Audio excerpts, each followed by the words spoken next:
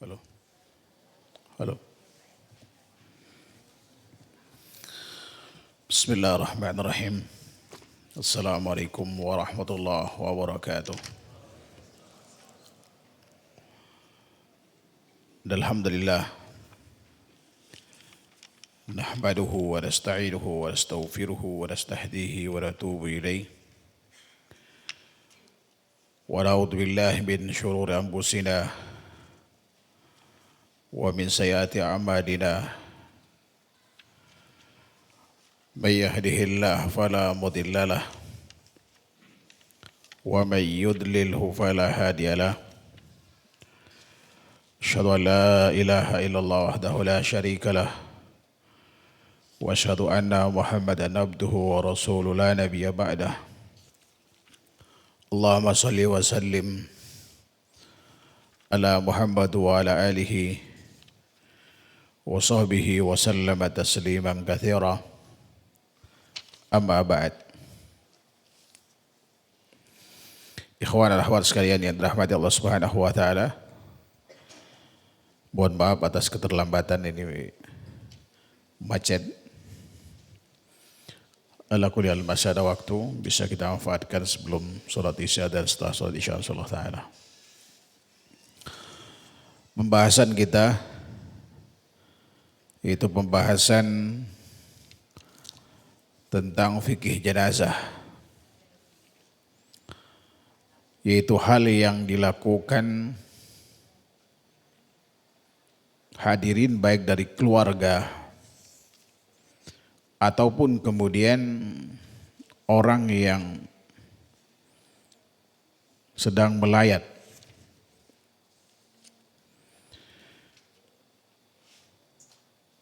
Yang pertama, kewajiban setiap muslim pada saat menyaksikan seorang atau kerabat yang meninggal dunia,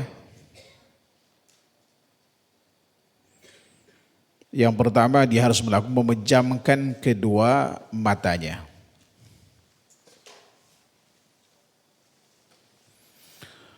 Karena biasanya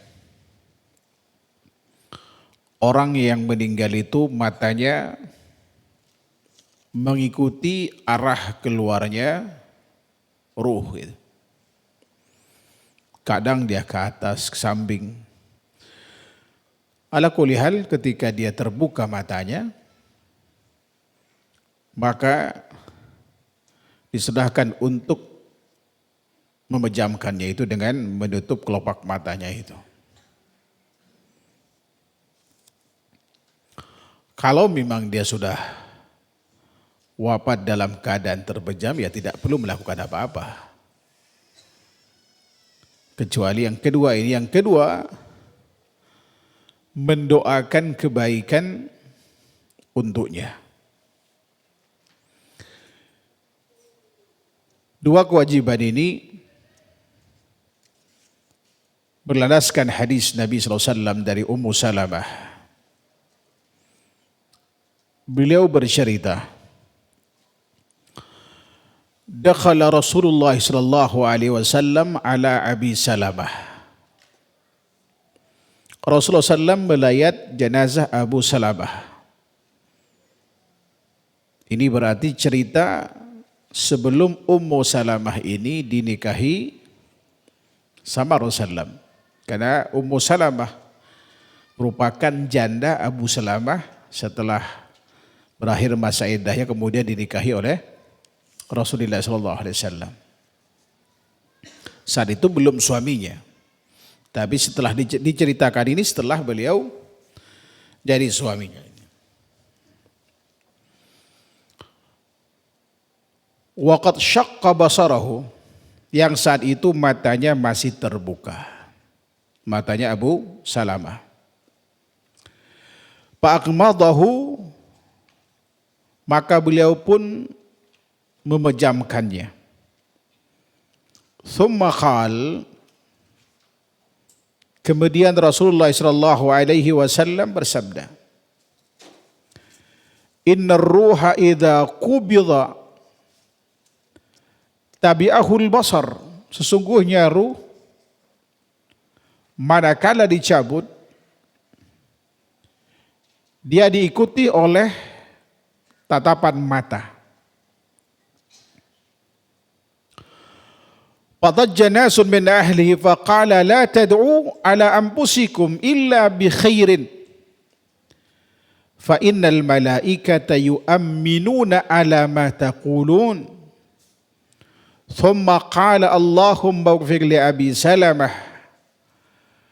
warfa' darajatahu fil mahdiyyin wakhlubhu fi aqibihi minal ghabirin waghfir lana wa lahu ya rabbal alamin wafsah lahu bi qabrihi wa nawwir lahu fihi. Lantas sejumlah orang dari anggota keluarga pada saat itu ribut gitu. Kemudian beliau bersabda, janganlah kalian berdoa untuk diri sendiri kecuali dengan yang baik-baik saja. Karena sesungguhnya malaikat mengamini setiap ucapan yang kalian ucapkan. Lalu Rasulullah berdoa, ya Allah, berikanlah ampunan kepada Abu Salamah, angkatlah derajatnya ke tingkat orang-orang yang mendapatkan petunjuk, dan gantikanlah dia di lingkungan keluarga yang ditinggalkannya. Ya Allah, berikanlah ampunan kepada kami dan kepadanya, wahai Rabbul Alamin, lapangkanlah kuburnya serta terangilah dia dalam kuburnya. Hadis riwayat Imam Muslim. Di dalam hadis ini Rasulullah SAW mengajarkan kepada kita yang sedang melayat jenazah agar pada saat jenazah itu sudah dipastikan tidak lagi bernyawa. Biasanya orang yang biasa menangani itu tahu. Ya tadi diantaranya bahwa pada saat nazar biasanya dia masih ngap-ngapan seperti itu. Ada juga yang tidak. Dia mengucapkan syahadat itu hilang. Dia menjamkan matanya. Ada juga yang terengah-engah lalu kemudian mata mengikuti arah keluarnya ruh. Ya kan? Maka di saat mendapatkan mata jenazah itu terbuka, maka siapa yang melihatnya, siapapun yang baik itu keluarganya atau kita yang hadir melayat pada saat itu untuk menutupnya. Karena biasanya ya tidak semua orang berani menghadapi mayit itu. Walau itu adalah orang terkasih. Karena banyak keyakinan yang muncul di tengah masyarakat tentang mayit itu. Ya kan, banyak khurafat. Ya karenanya pentingnya kita mengkaji tentang ahkamul janaiz itu, disinilah pentingnya agar kemudian mengikis tradisi atau keyakinan-keyakinan yang menyimpang. Ya kan, kadang istrinya pun lari takut gitu kan. Padahal orang sudah nggak bernyawa, nggak bisa ngapa-ngapain gitu. Maka kita yang tahu, yang hadir, segera kemudian menutup apa? Matanya itu.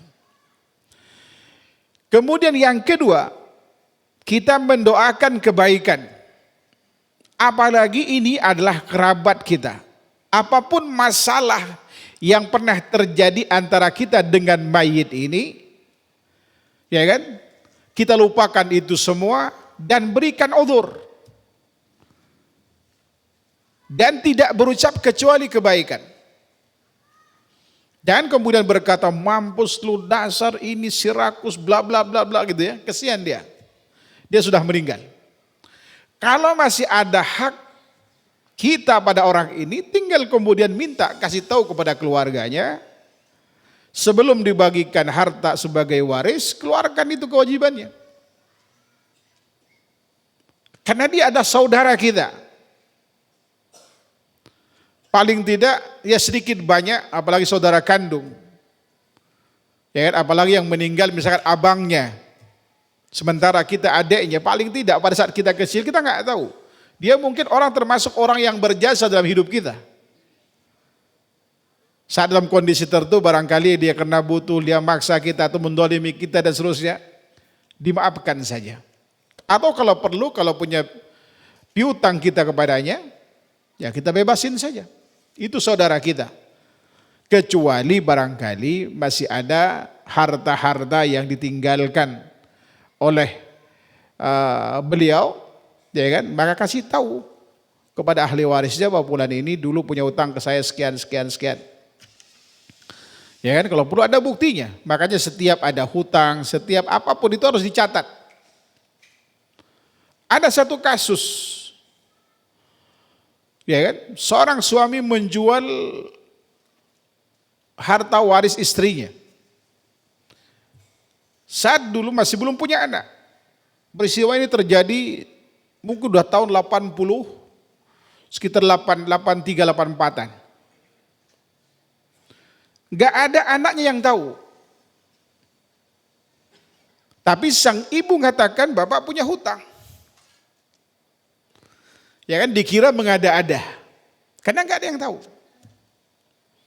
Karena otomatis ini akan menjadi waris gitu kan, menjadi waris.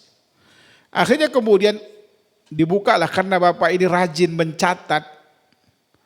Oh ternyata betul, dia punya hutang, dicatat itu.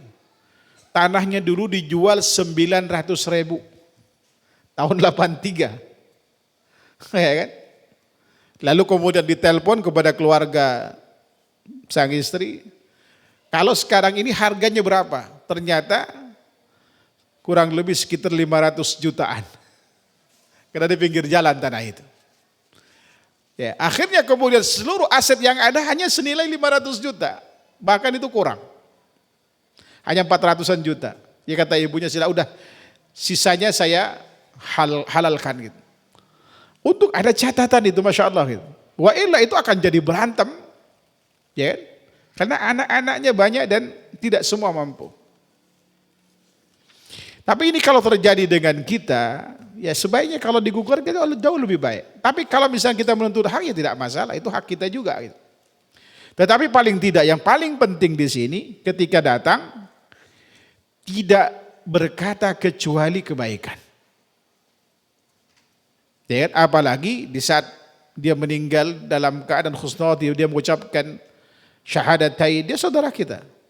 Ya, kita bayangkan andai kata dia punya hutang, andai kata dia masuk surga atau di taman surga sekalipun, itu tertangguhkan sebelum hutangnya diselesaikan. Namun sayangnya tradisi di kita itu dianggap tabu menyelesaikan hutang sebelum disolatin. Padahal sunnahnya menyelesaikan hutang itu adalah kapan? Sebelum disolatin. Rasulullah SAW tidak mau nyolatin sahabat yang punya hutang sampai dilunasin.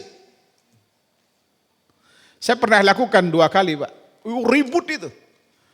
Ini gimana belum orangnya masih masih ada, masih istilahnya belum dikubur saja udah diributin masalah hutang. Ini masalahnya bukan masalah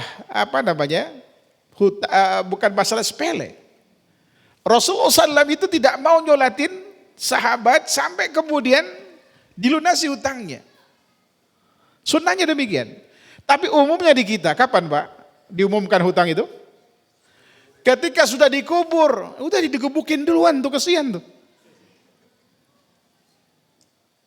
Tapi alhamdulillah yang terakhir yang saya lakukan itu, karena masih kerabat istri, walaupun panas pada saat itu, saya bilang abaikan saja. Mau orang ngomong apa, kalian mau nggak orang tua ini disiksa di kuburan? Dari mana kita tahu? Dari hadis Nabi SAW. Karena Rasulullah menyelesaikan hutang itu sebelum dikubur. Silakan, saya cuma kasih tahu. Ya, cuma kasih tahu. Akhirnya kemudian semua, alhamdulillah dalam situasi itu hutang selesai. Ada saudaranya dicatat, ada catatan itu.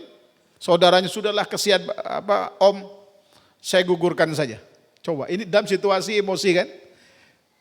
Kita awali dengan kalau dia ini masya Allah beliau bukan orang mampu. Dia berhutang itu untuk ini gitu. Kemudian dikasih tahu yang orang yang punya piutang dan ada yang ditanggung.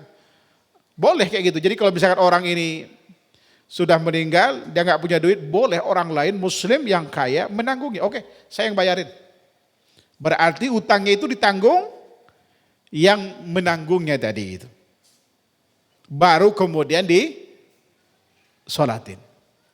Sunnahnya demikian. Bukan ketika ya kan selesai dikubur. Bapak Ibu sekalian, saya mewakili keluarga barangkali bapak ini punya hutang, kesian bapaknya. Oleh karenanya kita kalau punya catatan hutang dan seterusnya, dari sekarang kita kasih tahu keluarga itu. Atau misalkan nggak perlu kasih tahu, tapi ada catatan khusus buku yang mencatat hutang-hutang piutang kita, agar tidak ada tanggungan kelak di akhirat. Karena di akhirat itu nggak ada lagi bayar duit, Pak. Yang ada bayar pahala. Kalau nggak punya pahala, mikul dosa orang lain, waliyadzubillah. Nah, dan Rasulullah mengajarkan kepada kita untuk mendoakan kebaikan. Lalu beliau contohkan itu. Allahumma wfiq li Abi Salamah warfa' darajatahu. Ya Allah, ampunilah dosa Abu Salamah dan angkatlah derajatnya dalam golongan orang-orang yang mendapatkan petunjuk. Ya kan? Ini doa-doa Masya Allah yang sangat istimewa. Apalagi ini yang mendoakannya adalah Rasulullah sallallahu alaihi wasallam. Dan gantikanlah dia di lingkungan keluarganya yang ditinggalkannya.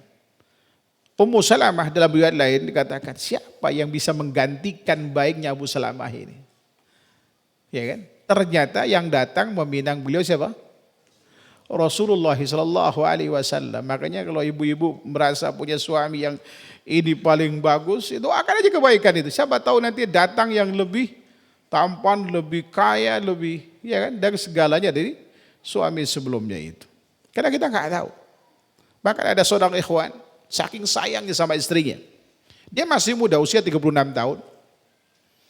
Ya kan? Istrinya hafal Quran 17 juz. Dia orang umum suaminya ini. Betapa bangganya dia punya istri yang hafal Quran, salihah, masya Allah. Qadarallah. Begitu dia sakit keras di penghujung akhir hayatnya di bulan Ramadan, saat itu saya di Mekah. Dan nelpon, Pak Ustaz, tolong doain istri saya. Sepertinya beliau sudah sangat berat sekarang ini. Tolong doakan yang terbaik. Kayaknya saya nggak mau nikah lagi katanya. Belum tentu ada wanita yang lebih baik dari dia. Kata suami saat itu. Begitu 3 hari meninggal, lain cerita. Pak Ustaz, ternyata rumah besar ini nggak ada artinya, sepi saya. Setiap malam cicak selalu berbunyi. Ada enggak? Akhwat, kan begitu. Inilah kenapa Allah Subhanahu wa taala tidak memberikan apa? Masa iddah bagi laki-laki, Pak. Kalau wanita masih bisa bertahan 4 bulan 10 hari berkabung. Bahkan ada wanita yang enggak mau menikah lagi. Ya kan? Kenapa? Karena dia mengingat kebaikan suaminya. Kalau suami mah sebentar aja, habis itu hilang lagi tuh. Begitu dikasih biodata, datang dia nazar, nggak lama itu, Pak. Ya kan? Dapat limited edition. Bapaknya Turki, ibunya orang Bogor. Ya kan? Kata beliau, Pak Ustadz, kecantikan anak nggak berani. Saya candain dia, kalau antum nggak maju nanti saya ngambil. Ya kan? Umur 21 tahun, hafal Quran 30 juz. Coba bayangkan nih, yang pertama hanya 17 juz. Solehah banget, ini Allah ganti lebih muda, lebih cantik, hafalannya lebih sempurna. Subhanallah. Ikhwan ini Masya Allah, dia baik sekali. Dia nyebokin istrinya, padahal dia pengusaha, dia mampu bayar orang. Tapi kenapa dilakukan itu? Karena selama hidupnya istrinya berdedikasi pada suaminya. Makanya dia nggak mau ke lain hati. Ternyata Allah ganti itu lebih baik dari yang dibayangkan dia. Subhanallah. Ya kan? Al jaza min jinsil amal. Kalau kita berbuat baik, Allah akan kasih yang terbaik. Sebagaimana Ummu Salamah menduga siapa yang lebih baik dari Abu Salamah. Dia nggak berpikir kalau dinikahi sama Rasulullah. Ternyata dapat Rasulullah SAW. Siapa tahu antum ketika ada yang meninggal, ya kan, dapat yang terbaik. Walau usia 70 tahun dapat yang umur 17. Ya nggak Pak? Itu yang diharapkan. Ya kan? Usia boleh tua, tapi yang nggak pernah tua itu selera. Tanya aja sama bapak-bapak ini. Ya kan? Pasti seleranya tetap 17 tahun. Bahkan ada jamaah saya 68 tahun usia beliau. Meninggal istrinya, saya kasih janda keturunan Arab asli. Usia 40 tahun. Dia tolak sama dia. Saya bilang, kenapa Pak? Kemudahan. Terlalu tua Pak Ustaz. Hah, tua? Dia ngincer yang 22 tahun. Dia 68 tahun, pengen akhwat yang 22. Karena memang dia pengusaha. Dia punya duit. Ya kan? Kalau ada yang mau itu wanita yang jenius. Kenapa? Karena jatah hidupnya tinggal 2 tahun lagi kan 70. Ya kan? Rajin-rajin aja qiyamul lail, minta ke Allah, ya Allah mudah-mudahan suami saya cepat husnul khatimah. Selesai kan? Wallahu ta'ala alam, sallallahu Muhammad wa alihi wa sahbihi wasallam. Subhanakallahumma wa bihamdika asyhadu an la ilaha illa anta astaghfiruka wa atubu ilaik. Assalamualaikum warahmatullahi wabarakatuh. Baik, bismillahirrahmanirrahim. Assalamualaikum warahmatullahi wabarakatuh. Bismillah. Wassalatu wassalamu ala Rasulillah wa ala alihi wa sahbihi wa mawala ma ba'd. Jadi yang mesti dilakukan oleh seorang yang hadir atau kerabatnya terhadap orang yang sudah meninggal, pertama menjamkan kedua matanya, yang kedua mendoakan kebaikan untuknya, yang ketiga menutupi seluruh tubuhnya dengan kain sebelum dilakukan proses selanjutnya yaitu pemandian. Jadi disunnahkan pada saat seorang itu wafat, maka kemudian tubuhnya itu ditutupi dengan kain. Sunnahnya kain itu adalah yang disebut dengan hibrah. Yaitu kain putih yang bergaris hitam. Dulu di tahun 90-an kain ini banyak di kita diproduksi. Biasanya di kampung-kampung itu dijadikan selimut. Ya kan? Paling ukurannya itu sekitar ya 1 meter kali 1,5 meter biasanya. Jadi agak tebal, ada yang modelnya itu seperti busa gitu ya. Agak-agak. Tapi sekarang saya masih dapatkan juga dijual gitu. Sebagai bagian dari kain kafan yang sudah ya ready stock tuh. Tinggal main pakai aja. Dan itulah kemudian kain yang ditutupkan ke jasad Rasulullah SAW. Sebagaimana hadis yang diriwayatkan oleh Imam Bukhari dan Muslim, dan hadis yang sama juga diriwayatkan oleh Imam Baihaqi dan yang lainnya, semuanya bermuara dari sahabat mulia Aisyah radhiyallahu taala anha. Beliau mengatakan anna Rasulullah sallallahu alaihi wasallam hina tuwfiya sujjiya bi burdin hibaratin. Bahwasanya Rasulullah di saat wafat beliau ditutupi dengan kain hibarah.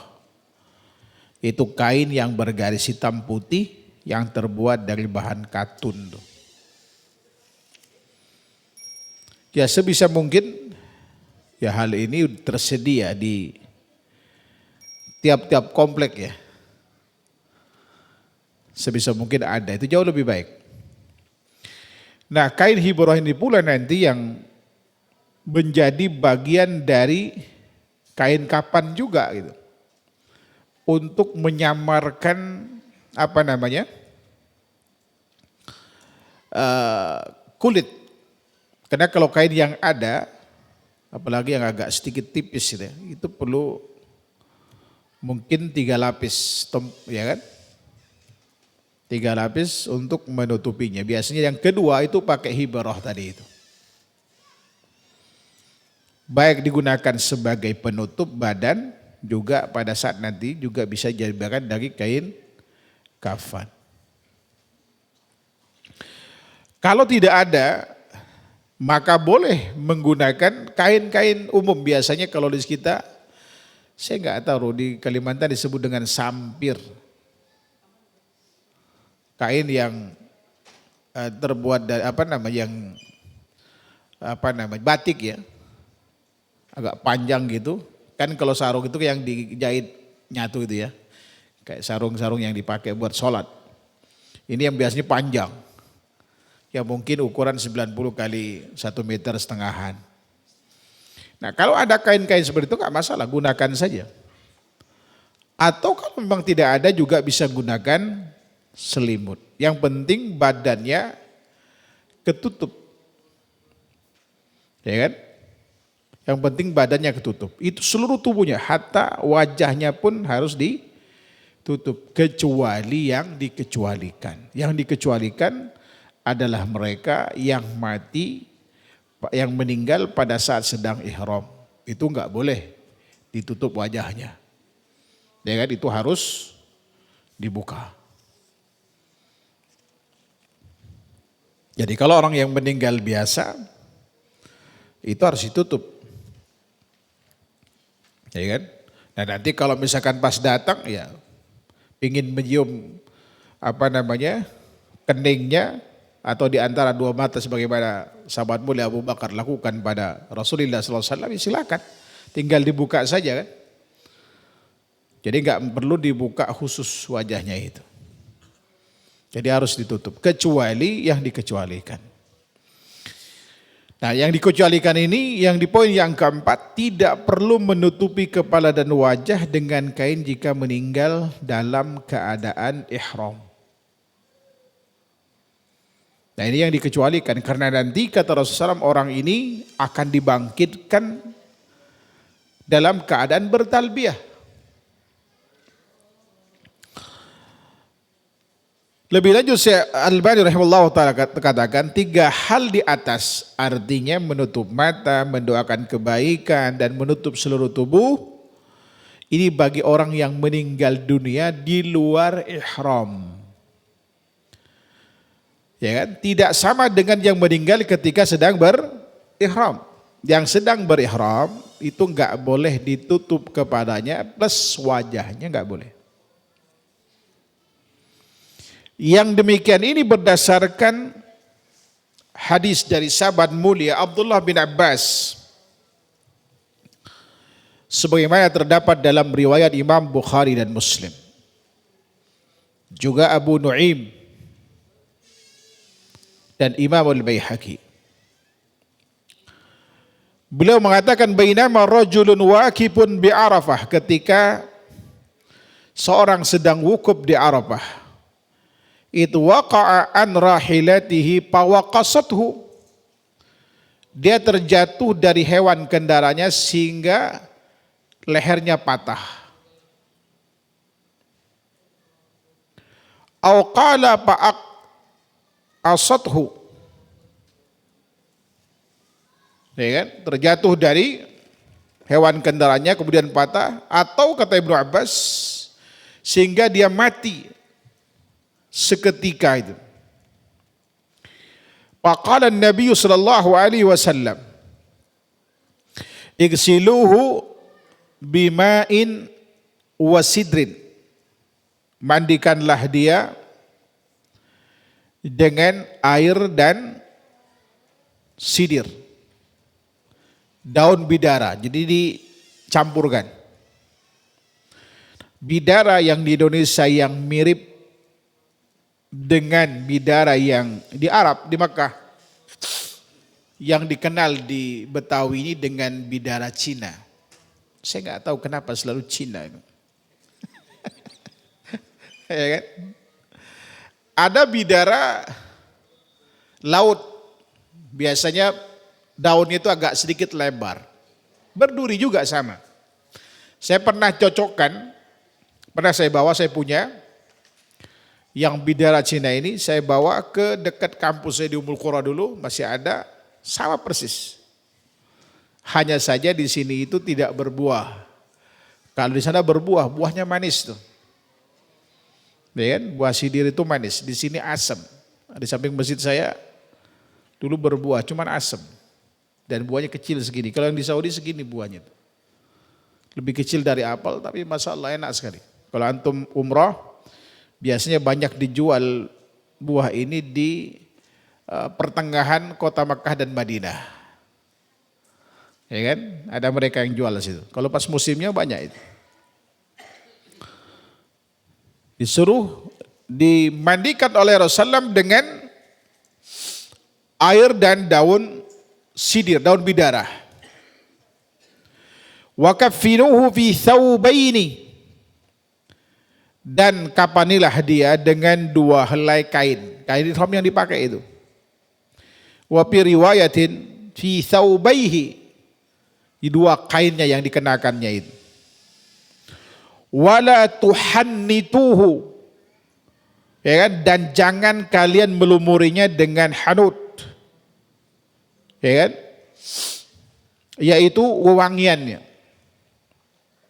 Sebab ada riwayat lain mengatakan wala tutayyibuhu, dan jangan diberikan wewangian, karena memang pada saat sedang ihram, ya kan, itu dilarang untuk mengenakan wewangian.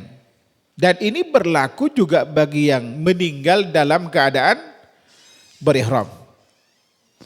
Wala tuhammiru ra'sah wala wajhah, dan jangan kalian tutupi kepalanya, tidak pula wajahnya.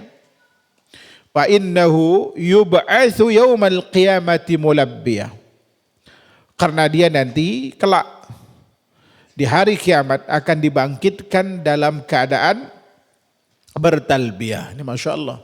Ini berarti salah satu ciri mati apa? Husnul khatimah. Tapi aneh, orang Indonesia itu menunda hajinya karena takut mati di sana katanya. Ya kan? Orang takut mati karena dipikir orang kalau sudah ke sana biasanya itu udah di injury time lah. Ya kan?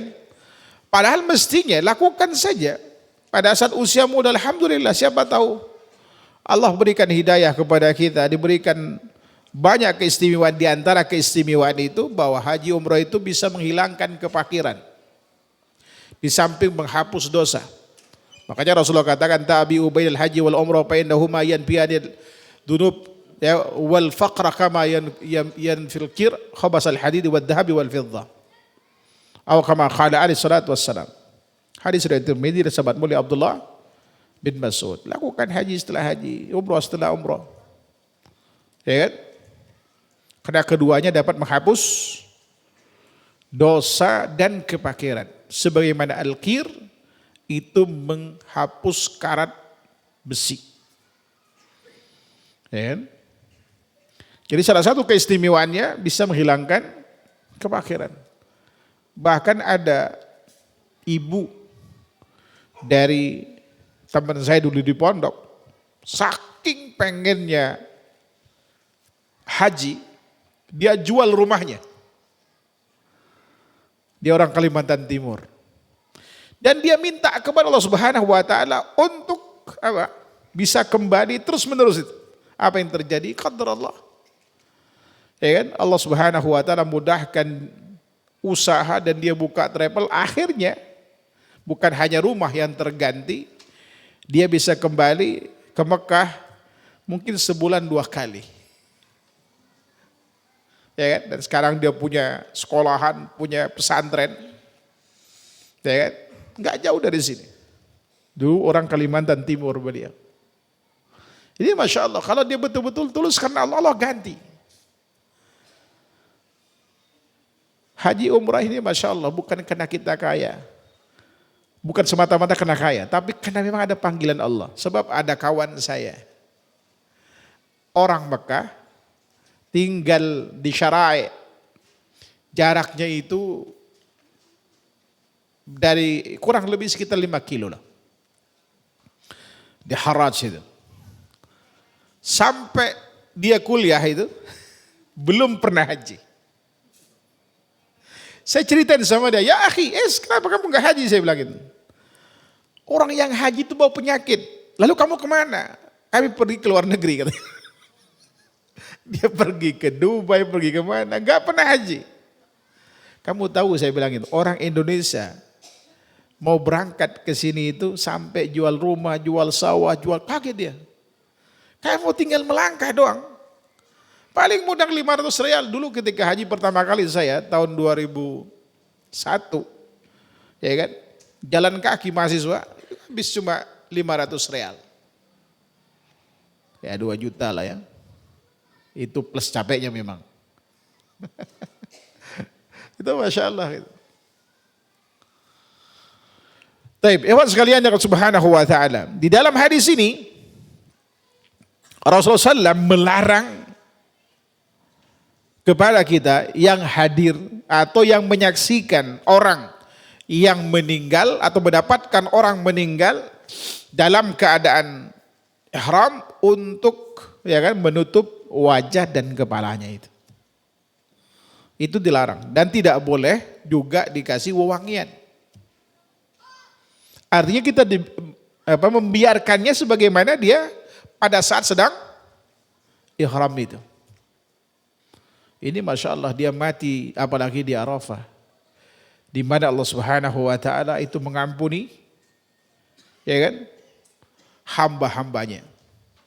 Ma min yaumin aktsaru ma yu'tikullahu bihi ibadahu minan nar min yaumi Arafah. Tidak ada hari yang paling banyak Allah Subhanahu wa ta'ala membebaskan hamba-hambanya dari api neraka daripada hari Arafah. Dia meninggal di hari Arafah itu. Ini Masya Allah, ini keistimewaan luar biasa. Namun sayang sekarang banyak ya kan bimbingan-bimbingan yang tidak sesuai dengan syariat.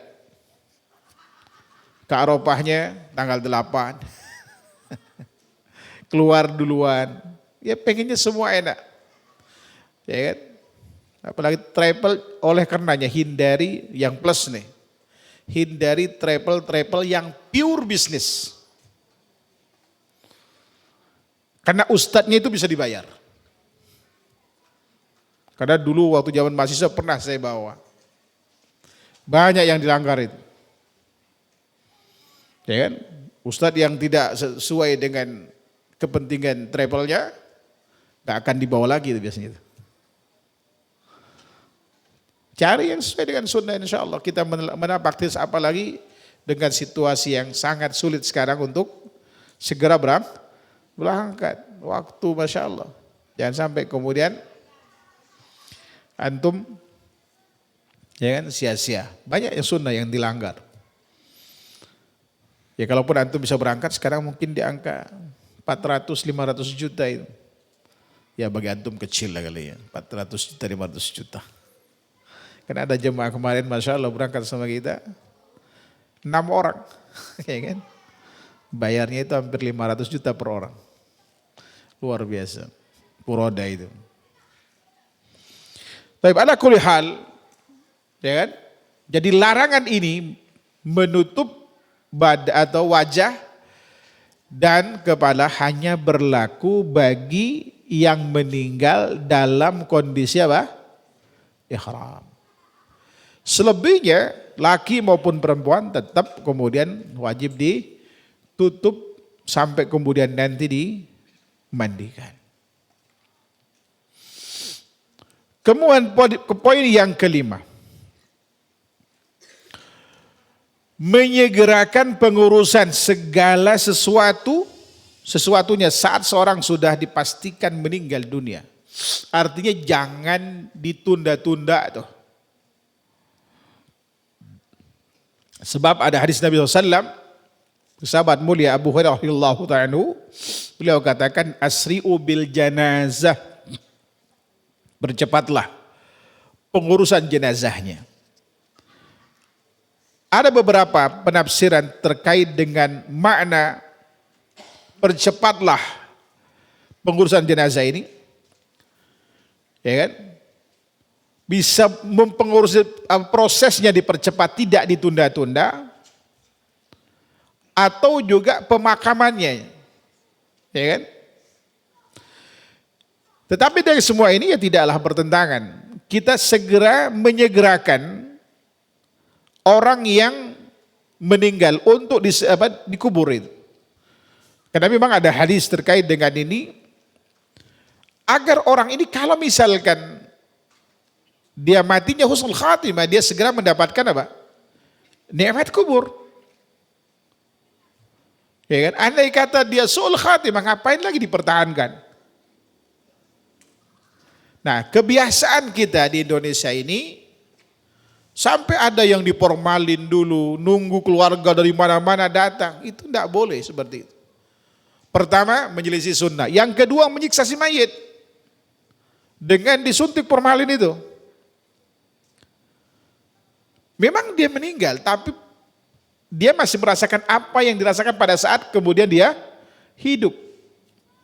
Maka kita diperintahkan untuk memperlakukan dia ya seperti orang, layaknya orang hidup itu. Tidak boleh kita sakiti dan seterusnya. Ya kecuali misalkan karena diperlukan otopsi, ada kecurigaan diracun apa dan segala macam gitu ya. Karena ada kasus hukum dan seterusnya, silakan saja. Itu yang dikecualikan. Ya kan? Tapi bagi keluarga, kalau misalkan andai kata bisa ada, walaupun ada kasus hukum yang katakanlah pihak kita yang dirugikan, kita ingin menyegerakan lebih baik. Ya kan? Daripada mempertahankan sampai kemudian mungkin berpekan-pekan sampai ditaruh di peti es dan seterusnya gitu ya. Kesian si mayit itu. Kecuali tadi, memang betul-betul urgent. Betul-betul urgent dan menyangkut misalkan banyak hak di situ, ya tidak mengapa. Untuk kemudian ditangguhkan itu. Apalagi kalau sekedar menunggu kerabat. Saya ketika ayah saya meninggal, saya alhamdulillah sehari sebelumnya sudah di sana. Karena ibu udah punya firasat, ini bapak nggak akan lama lagi, segera kamu pulang. Saya pulang, kemudian nyampe sana masih dapat ngobrol sama bapak, ya kan? Kemudian siang hari, sore, Jumat pertama di bulan Ramadan, di hari pertama 2015 tuh. Nah ibu saya karena biasa ngurusin jenazah di kampung. Pada saat itu bapak seperti biasa saja. Saya bilang, ini nggak akan lama bapak ini. Udah kamu duluan aja katanya berbuka. Begitu mungkin 3-4 suap. Ibu sedang megang begini, ini bapak udah habis katanya. Dia tahu udah ada feeling beliau gitu. Karena memang biasa nanganin jenazah pada saat itu. Ya kan kita sedang berbuka meninggal. Dan nggak perlu kemudian nunggu apa? Kakak, ya kakak juga udah ngerti, ya nggak apa-apa udah duluan aja, nggak masalah. Tapi beliau tetap nyusul gitu. Jadi nggak perlu nunggu datang dari mana-mana gitu kan, segerakan aja dikuburkan, seperti itu. Jadi Diperintahkan dalam agama kita untuk segera mengurus jenazah secepat mungkin. Kecuali misalkan ya tidak ada lahan untuk penguburan, atau kalau di sini Masya Allah lahan kuburan sekarang jadi bisnis ya. Kalau dijamin masuk surga beli 1 miliar belilah. Ada saya berada di Karawang gitu kan. Itu Masya Allah. Kenapa tidak digratiskan aja? Dan itu kemungkinan juga akan campur antara muslim dan non-muslim. Ya kan? Cari daerah Bogor masih banyak. Kalau perlu mungkin daerah-daerah Rumpin sana beli sebanyak mungkin, diwakafkan untuk orang yang meninggal. Siapapun boleh ditanam di sana. Kemudian diatur dan seterusnya. Kasih aturan, yang masuk sini harus begini-begini. Tegakkan semua sunnah di situ, insya Allah, Masya Allah, luar biasa. Sebagaimana ada kuburan dekat Cibubur, saya dengar itu, dihandle sama yang ikhwan-ikhwan yang sudah ngerti. Ya Alhamdulillah. Ya kan tertangani, walaupun untuk sementara ini masih warga tertentu gitu, suku tertentu. Saya bilang, kenapa enggak dibuka untuk umum saja? Ya kan? Biar penuh, nanti antum beli lagi, antum dapat pahala. Siapa tahu dengan itu antum panjang umur. Kita nggak tahu kan, udah kita kuburan di sini, ternyata meninggalnya di mana. Bapak dan ibu saya Alhamdulillah dari usia 60-an itu sudah beli kain kapan. Tapi selalu kain kapannya itu dikasih ke kawannya ketika meninggal. Beli lagi, persiapan buat sampai terakhir. Ya kan? Beli lagi, dikasih kawannya, beli lagi, dikasih kawannya. Ternyata sampai kawannya habis baru beliau. Udah siap dengan apa? Dengan wafat gitu. Termasuk ibu saya, alhamdulillah masih hidup, kalau ibu saya 92 tahun. Hanya nggak bisa jalan saja. Ya, kerjanya cuma baca Quran. Dia nggak buta. Dia ngelihat orang ini siapa gitu. Tapi kalau Quran dia masih bisa baca. Subhanallah. Baik, ikhwan dan akhwat sekalian yang subhanahu wa ta'ala. Jadi apapun alasannya kecuali syar'i, itu tidak boleh kemudian untuk menunda memproses pengurusan jenazah. Ya kan? Ya tidak boleh. Karena itulah yang disyariatkan oleh Allah Subhanahu wa taala kepada kita. Baik, ini saja untuk sementara yang bisa kami sampaikan. Mudah-mudahan 5 poin ini bermanfaat bagi kita dan bisa diterapkan. Ya kan, ketika ada orang yang meninggal, kalau bisa setiap kita bisa mengurus jenazah itu. Jadi ketika ada keluarga yang meninggal, enggak perlu ngundang orang lain. Tidak perlu ngundang orang lain, cukup kita saja. Dan kalau perlu andai kata kita bantu orang lain, enggak perlu dibayar. Karena sekarang Masya Allah, semua dibisnisin. Ya kan? Mandi ada uangnya, mandiin tuh. Ngapain ada duitnya, ada yang plus dengan itu, ada yang paket.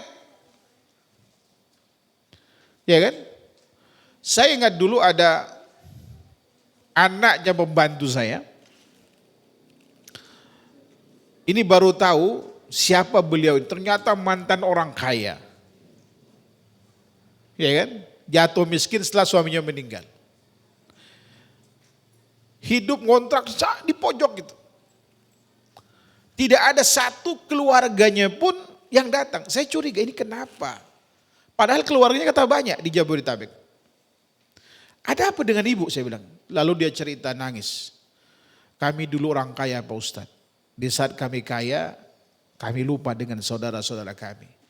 Begitu kemudian suami saya meninggal, kami terbiasa hidup mewah, akhirnya semua dijual sampai rumah pun terjual.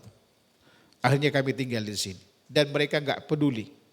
Bahkan ketika di rumah sakit anaknya itu enggak punya duit untuk bayar, saya kasih tahu jemaah, alhamdulillah ada yang menutupi dan dikeluar dari situ. Ya kan? Dengan tetangga tertutup. Akhirnya kemudian keluarga tetangga itu enggak ada yang datang. Kemudian saya minta ibu-ibu, ya kan, untuk mengurusinya. Baru kemudian datanglah orang-orang sekitar itu setelah dia ngurus itu. Habis sih nggak jelas akadnya katanya. Saya bilang akad apa? Saya baru tahu kalau ada akadnya itu. Ya kan? Rupanya di situ mandiin lain, ya kan? Nyolatin lain, nguburin juga ada duitnya semua. Bahkan ngajiin di kuburan sampai 40 hari 35 juta. Ya kan? Saya khawatir doanya ustadz-ustadznya kalau ada yang sakit mudah-mudahan mati. Ya kan? 35 juta Pak. Ini cerita tahun 2008, sekarang mungkin udah 70 juta kali paket itu. Waliyadzubillah. Mati aja susah di Indonesia ini. Enggak ada yang gratis. Ya kan? Sampai nguburin semua ada uangnya. Yang gali ada duitnya. Ya kan? Mungkin nyentuh aja ada duitnya nanti itu. Disinilah pentingnya ya kan? Kita mensiarkan tata cara pengurusan jenazah itu agar ketika dia meninggal udah nggak perlu orang lain. Ya, saya mertua saya ketika meninggal semua saya bawa santri, saya bawa ustadz, kita urusin semuanya. Begitu bapak saya meninggal, alhamdulillah kita ngurus keluarga, ponakan semuanya. Jadi nggak perlu orang lain. Ya kan? Karena sejatinya yang mengurus jenazah ini sebaiknya adalah keluarga, karena khawatir ada aib-aib gitu ya. Yang kadang-kadang itu bukan aib, sejatinya bisa jadi kena orang benci sama kita, jadi diungkap kemana, diumbar gitu kan. Oh saya tadi melihat tanda ini, tanda ini, tanda ini. Jadi fitnah. Ya kan? Dan orang yang mengurus jenazah itu apapun yang nampak zahir terlihat dari jenazah itu ditutupi. Jangan sampai hatta kepada siapapun, hatta keluarganya kalau bisa. Kalau seperti di Saudi ada kasus seorang wanita yang mati ketabrak ketika ingin ke pesta. Ya kan? Jadi pada saat dimandikan, dimiringkan begini, masih putih wajah itu. Begitu kemudian balik dari dibalikin ini, itu seperti terbakar. Nah ketika keluarganya mau membuka, dilarang. Enggak diceritakan, cuma ditanya ini apa yang dilakukan oleh wanita ini. Ya rupanya itu suka hanya pergi ke pesta-pesta gitu ya. Dan Allah nampak padahal tadi wajahnya cantik begitu berubah jadi hitam seperti wajan itu. Ya kan? Itu Masya Allah. Kecelakaan lalu lintas. Hal-hal semacam ini tidak boleh kemudian diceritakan, ditutup rapat-rapat. Hatta suaminya pun tidak boleh. Ya kan? Sengaja di backup, kemudian dikawal demikian rupa, kemudian dikuburkan. Baru ditanya. Setelah itu baru kemudian dikasih tahu, tapi tanpa dikasih melihat. Karena ini semacam ini aib gitu kan. Yang harus ditutupi. Karena aib muslim. Kalau kita menutupi aib, insya Allah Allah Subhanahu Wa Taala juga akan menutup aib-aib kita insya Allah Taala. Wallahu ta'ala alam, waktu kurang lebih 10 menit untuk tanya jawab. Silakan.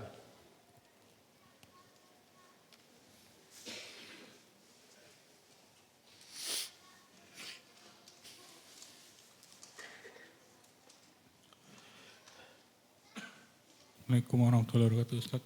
Waalaikumsalam warahmatullahi. Ada kepercayaan di kita kalau misalnya kuburannya, ini misalnya sudah dikubur, nah terus sekian lama pas tahun apa 2 tahun tuh kuburannya memanjang, maka dia diberkati. Tapi kalau misalnya dia menyempit, maka dia terazab. Bagaimana pandangan Ustaz anggapan ini? Ini adalah khurafat, tidak ada yang terjadi demikian. Ya kan? Bagaimana kita memastikan ini panjang, kemudian lebar, kemudian muncul wangi dan segala macam gitu ya.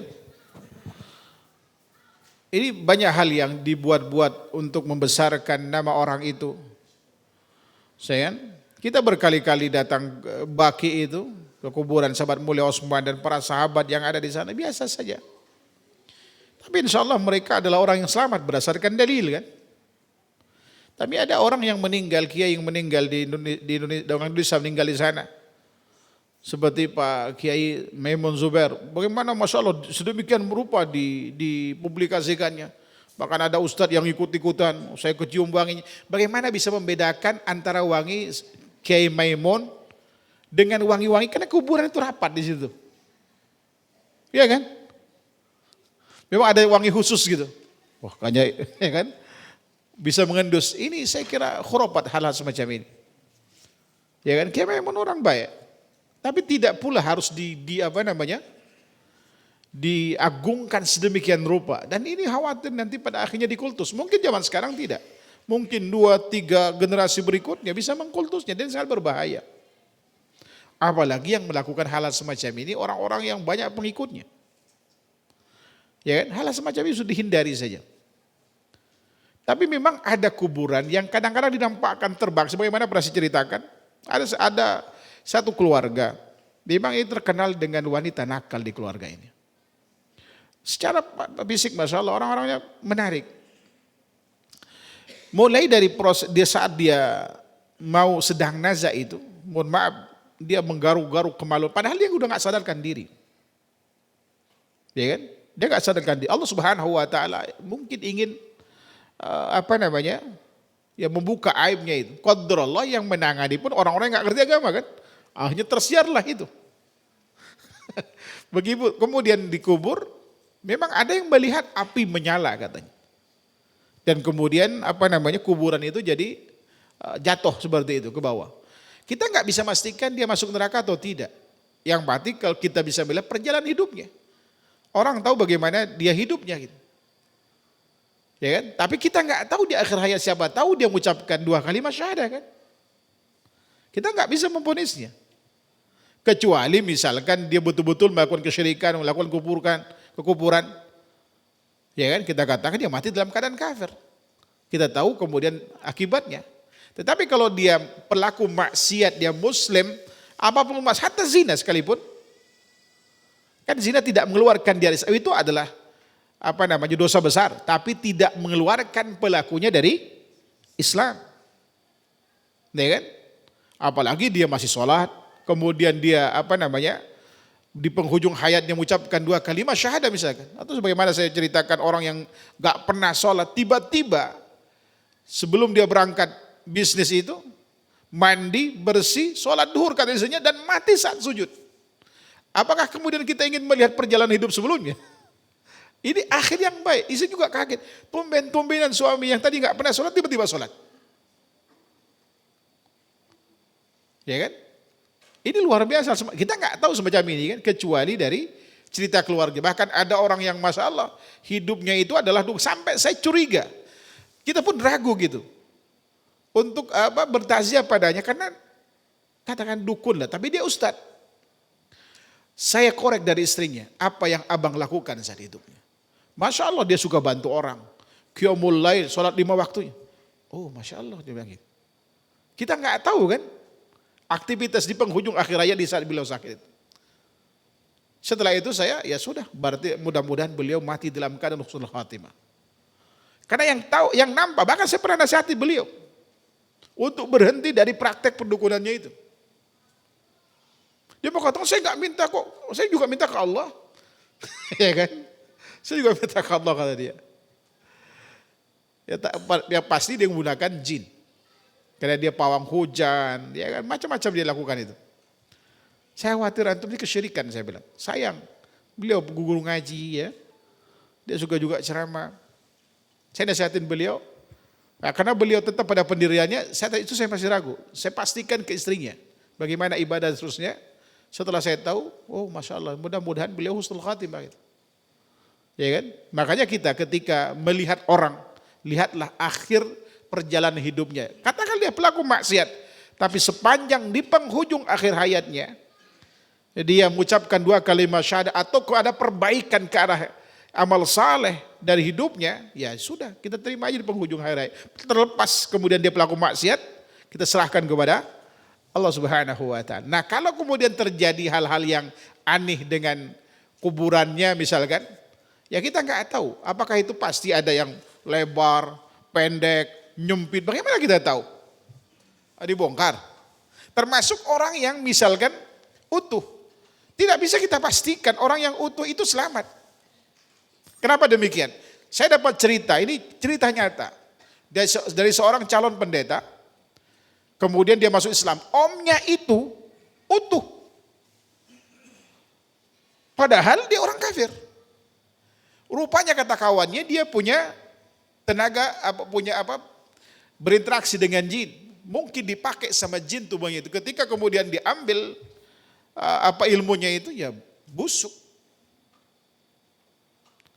Bahkan ada di kampung kita, kampung tetangga itu di Kalimantan itu, dia merampok karena dipukulin itu nggak mempan.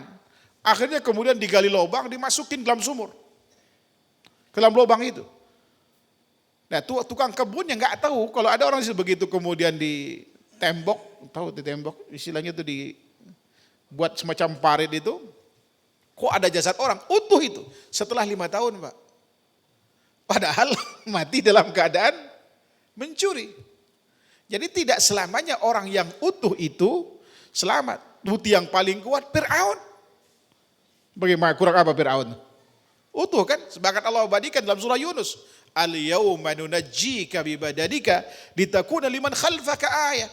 Sekarang kami selamatkan Anda dan badan Anda supaya jadi pelajaran bagi orang yang datang berikutnya.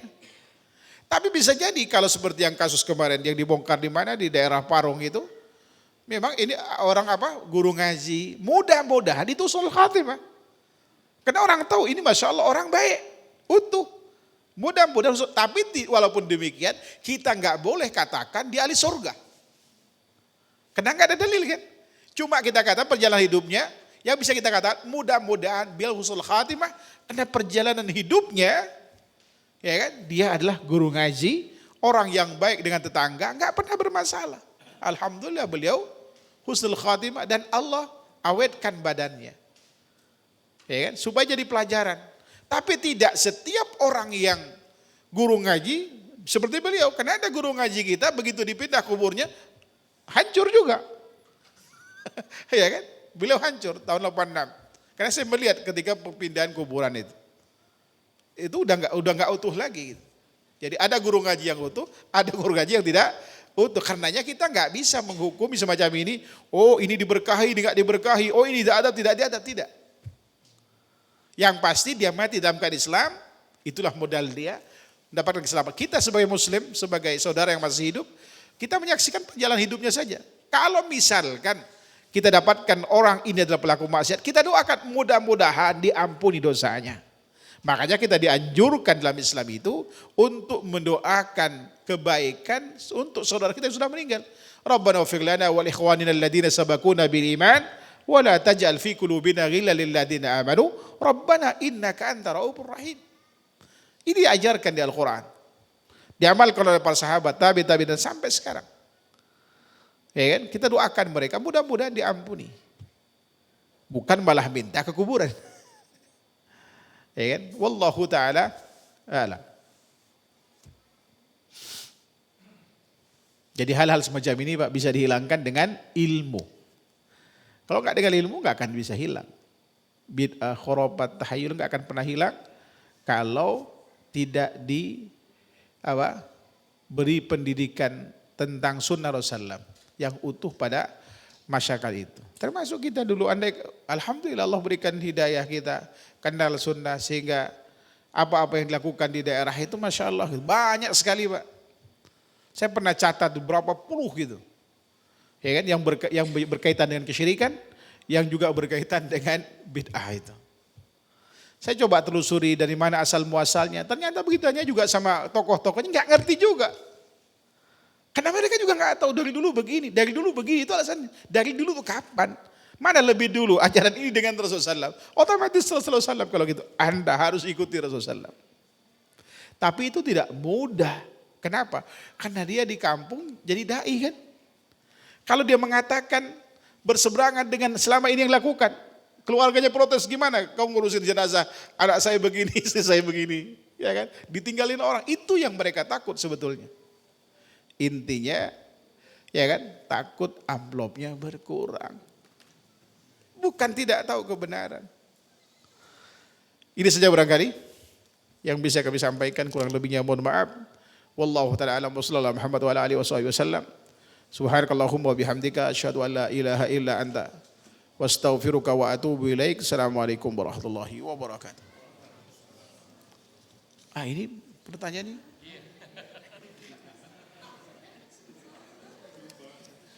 Oke, saya jawab kalau begitu. Saya nggak ngeliatin.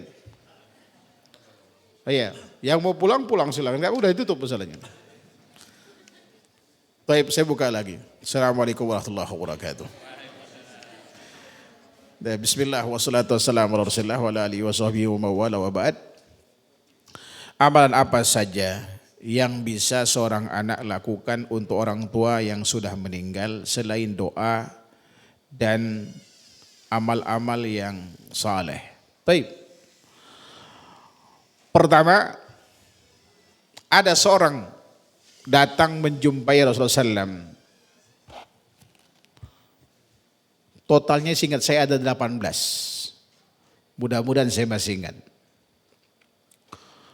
Ada seorang datang menjumpai Rasulullah dan berkata, "Ya Rasulullah, hal baqiya li birrun abarruhuma bihi ba'da wafat, hal baqiya li birrul walidain abarruhuma bihi ba'da wafatihima." Apakah masih tersisa baktiku kepada orang tuaku yang bisa aku lakukan setelah meninggalnya? Atau yang semakna dengan itu? Kata Rasulullah, iya. Lalu kemudian Rasulullah katakan, pertama, istighfarul lahuma, yaitu minta ampunan kepada Allah Subhanahu wa taala atas dosa yang dilakukan oleh kedua orang tua kita. Kemudian yang kedua, waddu'a lahuma, dan doa kebaikan untuk kedua orang tua kita. Kemudian yang ketiga adalah menyambung silaturahim yang terputus karena kedua orang tua kita meninggal. Misalkan kita ini kan kebanyakan orang daerah, tinggal di Jakarta, mungkin gak pernah diajak pulang ke kampung orang tua. Sama seperti saya dengan orang dari ayah ataupun dari ibu. Asal kami dari Aceh sebetulnya, dari garis bapak itu. Ya kan, zaman perang, karena Uyut katanya mau dibunuh, lalu kemudian lari ke Madura, ngumpet di pesantren, dan nikah dengan anak sang kiai itu. Ya, lalu kemudian dalam kondisi aman diboponglah keluarga semua di sana. Ya kan? Kalau ditarik lagi ke atasnya ternyata Pakistan. Karena saya pernah ketemu nenek, saya tanya, kok beda kita sama orang sekitar ini? Saya kira orang Arab. Tapi di sini ada merah, tanda merahin. Bukan, kita bukan orang Arab katanya. Tapi kita keturunan Pakistan. Jadi bapaknya beliau itu orang Pakistan. Seperti itu. Jadi ini Pakistan palsu. KW-nya kan. Kalau bapak saya masih ada, wajah India masih ada. Bapak saya. Artinya kita memang gak pernah ketemu dengan keluarga itu. Termasuk ibu sama, pencar dengan keluarganya. Ibu saya baru ketemu dengan abangnya 38 tahun. Karena zaman perang, saling mencari mereka. 38 tahun. Ketemu di pasar gak tahu kalau itu abangnya. Baru ketika ke rumah baru tahu. Rangkulan mereka menangis. Ini cerita tahun 85 seingat saya. Waktu saya masih SD waktu itu. Artinya kalau terputus semacam ini kita cari gitu kan. Orang tua kita meninggal, lalu kita jalin silaturahim dengan keluarganya, maka pahala sampai pada orang tua kita. Kemudian yang keempat. Yang keempat itu memenuhi janji yang belum ditepati oleh orang tua. Dia punya janji, itu harus dipenuhi. Kemudian yang kelima, bersedekah atas nama orang tua. Bersedekah atas nama orang tua. Banyak hadis terkait dengan ini. Seperti Rasulullah SAW kadang motong kambing, ya kan, lalu kemudian disedekahkan atas nama Aisyah, dibagikan ke kawan-kawan Aisyah radhiyallahu anha dalam Muslim. Atau kemudian sahabat mulia Abu Hurairah juga pernah menuturkan dalam riwayat Muslim.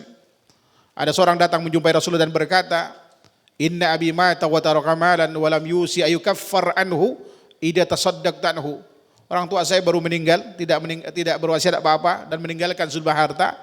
Apakah ketika saya bersedekah atas namanya akan menghapus dosanya? Kata Rasulullah, iya.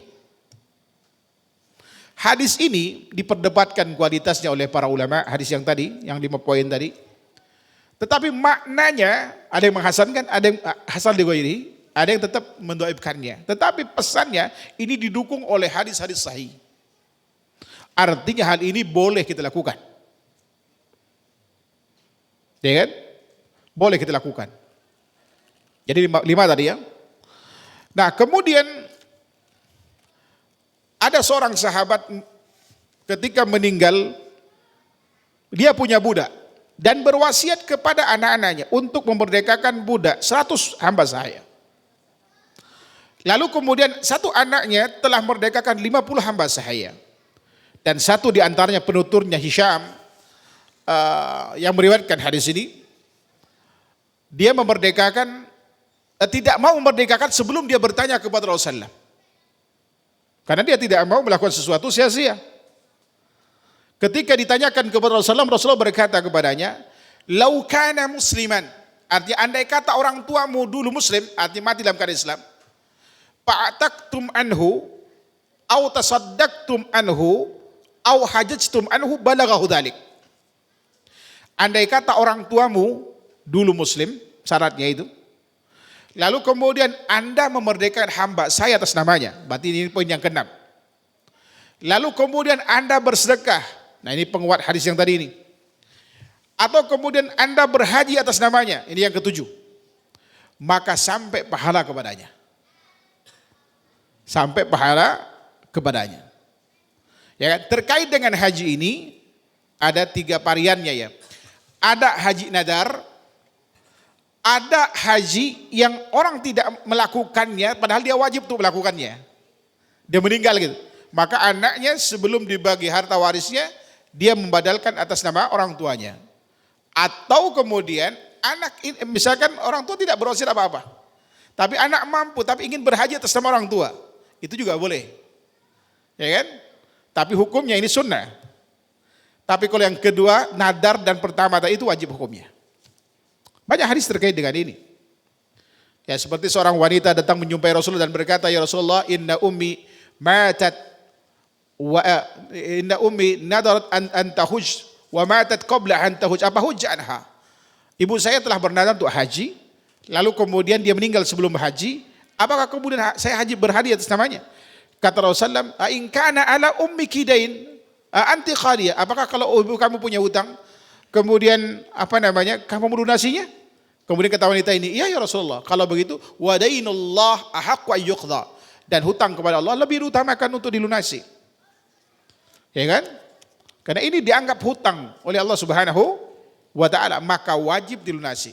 Jadi kalau mau dikaitkan tadi bahwa yang ke-8 haji yang sama, bisa haji nadar, bisa kemudian haji dia wajib tapi nggak mampu melakukannya sendiri, kemudian dilakukan oleh anaknya, atau kemudian ya kan yang ke-9 bisa jadi kemudian beliau tidak mampu tapi anaknya kemudian mampu untuk melakukannya, maka boleh melakukan anak itu. Insya Allah sampai pahalanya kepada orang tuanya. Kemudian yang ke-10. Yang ke-10 muwakafkan sesuatu atas nama orang tua. Ini Masya Allah pahalanya besar. Sangat besar. Banyak hadis terkait dengan ini, diantaranya hadis sahabat mulia Ubadah bin Samit itu. Ketika beliau safar keluar dari Madinah, qadarlah ibunya meninggal setelah pulang dari safar itu. Lalu kemudian dia bilang ke Rasulullah, "Ya Rasulullah, beliau punya keinginan, ingin sebagian dari hasil kormanya itu ingin disedekahkan atas nama orang tuanya. Saya yakin kalau orang tua saya hidup dia suka ini, apakah boleh saya melakukannya?" Kata Rasulullah, "Silakan." Ya kan? Atau wakaf misalkan masjid atas nama orang sumur, itu nyampe padanya. Ini yang ke-12. Atau wakaf sumur, silakan. Wakaf sumur. Ya, kalau ada masjid, ada pesantren, ada lembaga tahfidz, butuh sumur, ya kan? Kerja segera itu antum. Ya kan? Minta ke itu antum lakukan, antum handle itu. Kalau perlu antum semua yang tanggung biayanya. Itu sumber pahala, Pak. Antum enggak baca Quran, antum dapat pahala Quran. Antum enggak sholat, dapat pahala sholat. Artinya enggak sholat sunnah, kalau sholat wajib tetap itu. Antum dapat pahala bonus juga dari mereka. Ya kan? Seluruh ibadah yang dilakukan dan orang yang memanfaatkan dari sumur itu dapat pahala tuh. Apalagi kalau di masjid ada kajian, semua orang Masya Allah mau sholat, uduk semua. Berapa ribu orang yang memanfaatkan air itu, sejumlah itulah dapat pahala. Antum dapat pahala, orang tua yang meninggal dapat pahala. Makanya kalau orang Arab itu, ya kan, kalau bangun masjid nggak pernah urunan, Pak. Kalaupun urunan satu keluarga, saya pernah dapat dua angka, pertama 900 juta, yang satu 600 juta. Saya bilang, bisakah digabungkan? Tidak. Lalu yang pertama bilang, kurangnya berapa? Kurangnya berapa? Dia tidak mau. Bahkan pernah dulu ada di Semarang, ada ikhwan minta ke saya waktu saya di Mekah, untuk carikan donasi, finishing kurang lebih 500 juta. Apa kata saya? Memang di Indonesia nggak ada orang kaya. Masa cuma emperannya saja nggak bisa? Saya diam. Apa kemudian kata beliau? Cari tanah kosong, saya bangun. Ya kan? Cari tanah kosong, saya bangun. Mereka nggak mau urunan. Di kita, Masya Allah, orangnya luar biasa gotong royongnya. Ya kan? Sampai bertahun-tahun kadang minta di pinggir jalan. Biasanya bukan masjid yang jadi duluan, rumah panitianya.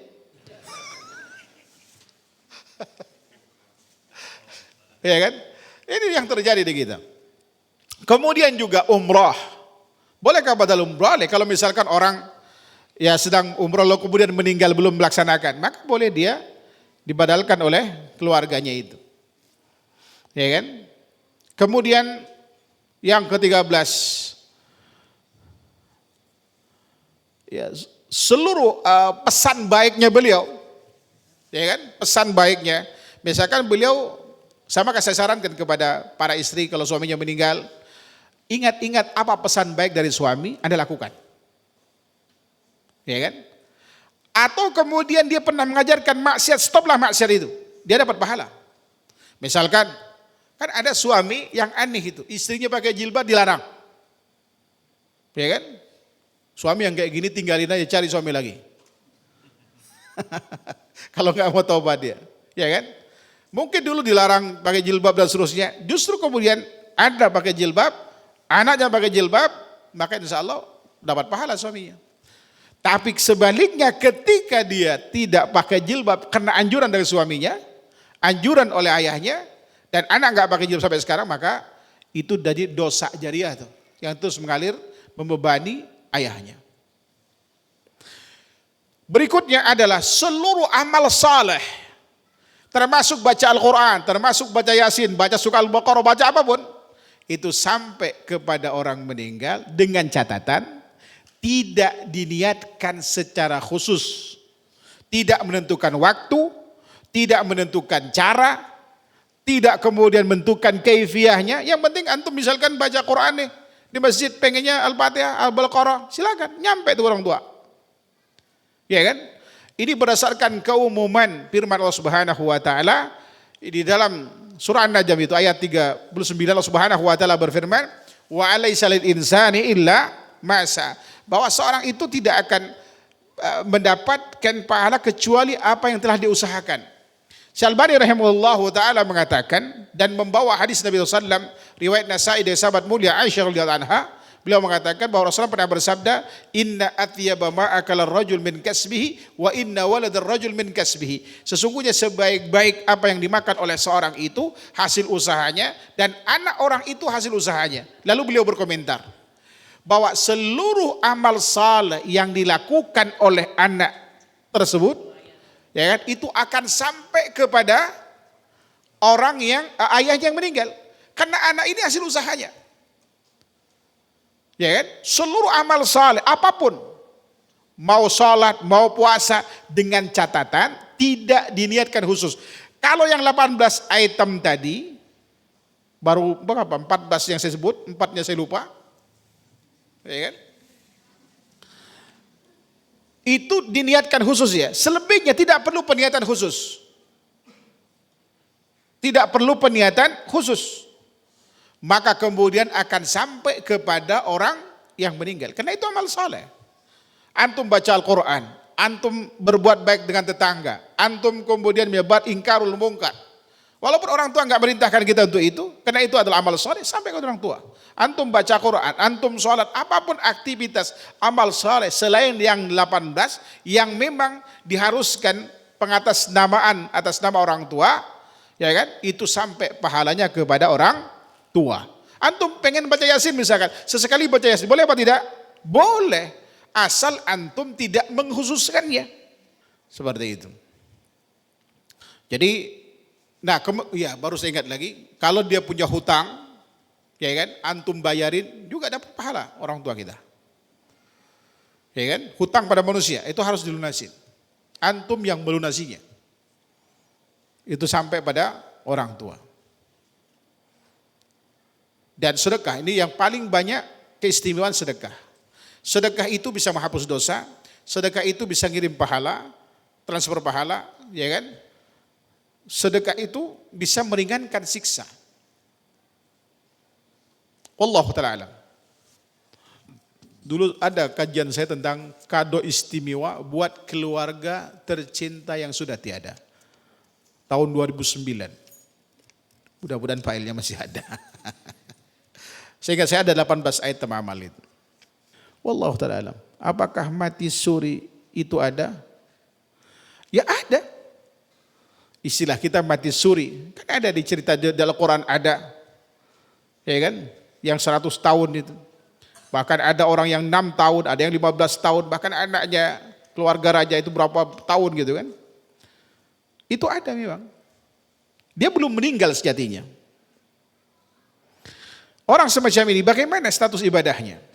Kalau dalam madhab Syafi'i, orang yang pingsan atau orang yang semacam ini, dia hanya mengqadha sholat 3 hari saja. Selebihnya gugur dari seluruh hukum Islam, gugur darinya. Kenapa? Karena akalnya sudah diangkat. Sementara munatut taklif, syarat pembeban dalam Islam itu harus sehat akal. Kecuali yang berkaitan dengan hartanya. Kalau sampai nominal zakat, walaupun orangnya tidak sadar, tetap wajib zakat. Apakah kita bisa bertemu jin qarin? Oh, saya nggak tahu, karena juga nggak pernah ketemu saya. Masalahnya saya belum mengalami juga itu. Tapi pertama, qarin itu ada, ya kan? Qarin itu ada di setiap manusia, hatta Rasulullah SAW. Hanya saja kata beliau, ya kan, jin qarin Rasulullah SAW tidak memerintahkan kecuali pada kebaikan. Ini artinya jin qarin kita ini, ya kan, qarin kita itu bisa memerintahkan kepada kebaikan, bisa memerintahkan kepada keburukan.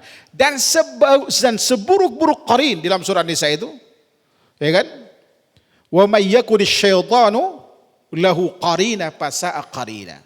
Dan barang siapa yang qarinnya itu setan, itu seburuk-buruk pertemanan itu.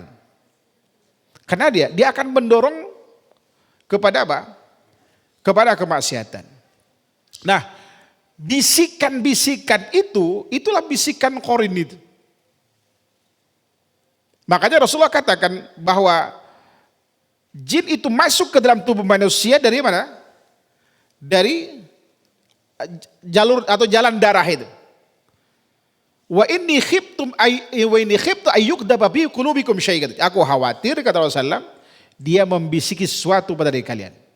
Makanya ketika ada bisikan yang tidak baik dalam hati, segera bertaus, a'udzubillahi minasyaitonir rajim, ketika mau marah dan seterusnya gitu kan. Segera lakukan agar kemudian apa? Bisa teredam. Adapun kemudian penampakan, yang pasti jin itu tidak bisa dilihat wujud aslinya. Sebab dalam surah Al-A'raf Allah Subhanahu wa taala mengatakan, "Innahu yarakum wa huwa wa qabiluhu min haitsu la tarawnahum." Ya kan? Jin itu bisa melihat kita dari arah yang tidak kita bisa melihatnya. Jin bisa melihat kita, tapi kita nggak bisa melihat jin. Muncul pertanyaan, lalu bagaimana kalau ada penampakan? Saya sendiri 3 kali saya melihat jin itu waktu kecil. Waktu ketika saya mijatin ibu, ada di jendela, ya kan, hitam, sampai sekarang masih ingat itu. Saya tonjok, nggak kena gitu kan. Karena kita didoktrin sama orang tua nggak boleh takut kan. Saya tonjok aja gitu.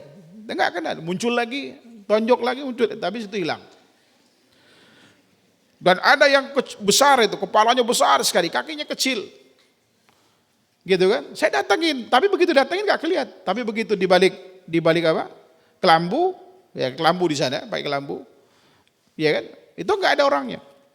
Termasuk ketika malam tidur, bapak saya diginikan ini. Kan saya tidur sama bapak, sama mama itu.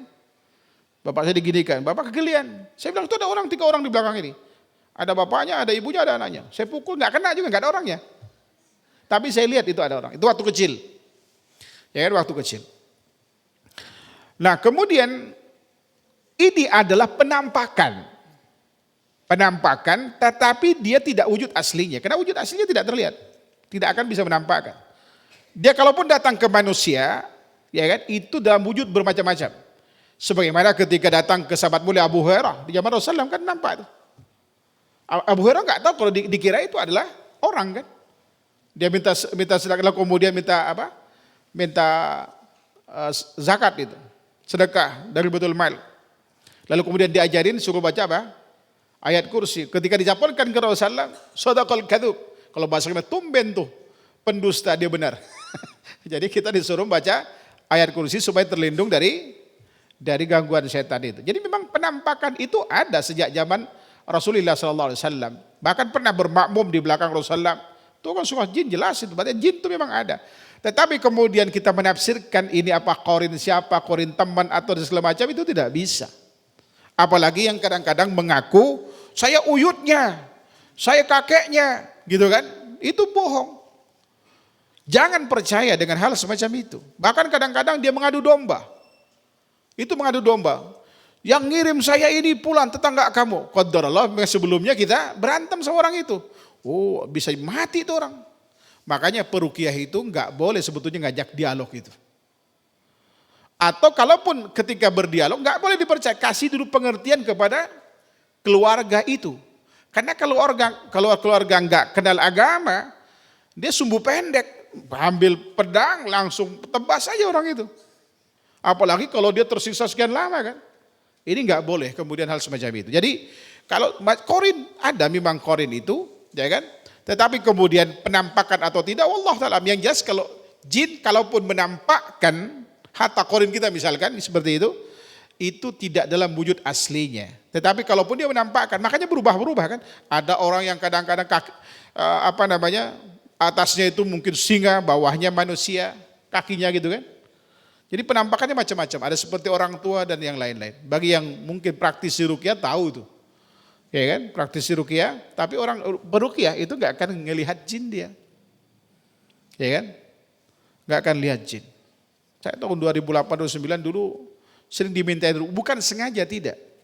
Karena ada Masya Allah orang-orang yang memang terbiasa menggunakan jin. Ya kan? Ini kalau antum pernah berinteraksi dengan jin atau mungkin ada diwarisin sama orang tua atau nenek, ini yang diwarisannya jin, aneh kan? Mesti uang 1 triliun ini mah jin yang diwarisin. Ada yang seperti diwarisin jin itu. Itu paling sulit dikeluarin, tapi bukan berarti tidak bisa, bisa. Ya kan? Itu bisa dikeluarkan.